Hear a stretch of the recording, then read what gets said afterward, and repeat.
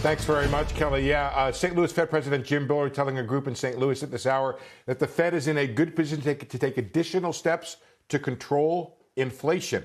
Those steps include passive balance sheet runoff. I'll come back to that word in just a second. It's an interesting word, as well as raising interest rates.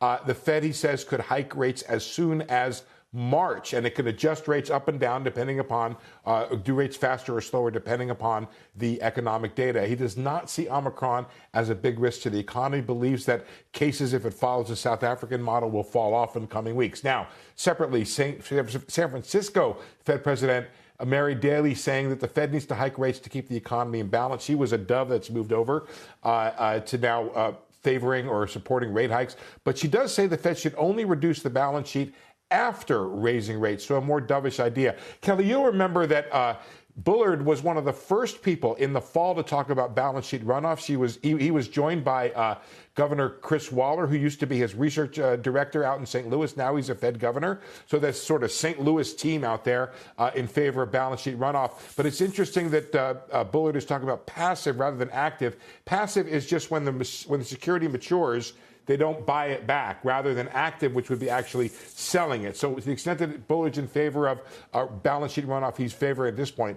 a passive one. Passive Balance sheet runoff. Steve, put this in context as the markets weaken a little bit here.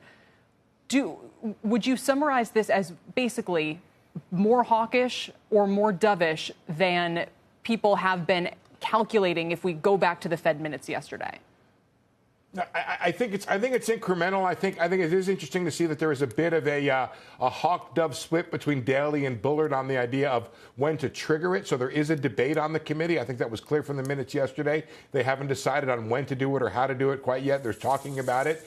They're talking about it pretty aggressively, though. So I would say this situation is as it was, that the Fed is talking about, and it's probably a smart idea. They've been thinking about the idea that the Fed sometime this year, as soon as the summer, if the Hawks have their way, maybe a little bit later in the year, if the Doves have their way, the Fed could be passively reducing its balance sheet. Yeah, it's almost $9 trillion balance sheet. Steve, thank you so much for all the headlines. Our Steve Leisman, sure. NASDAQ still up 0.25%.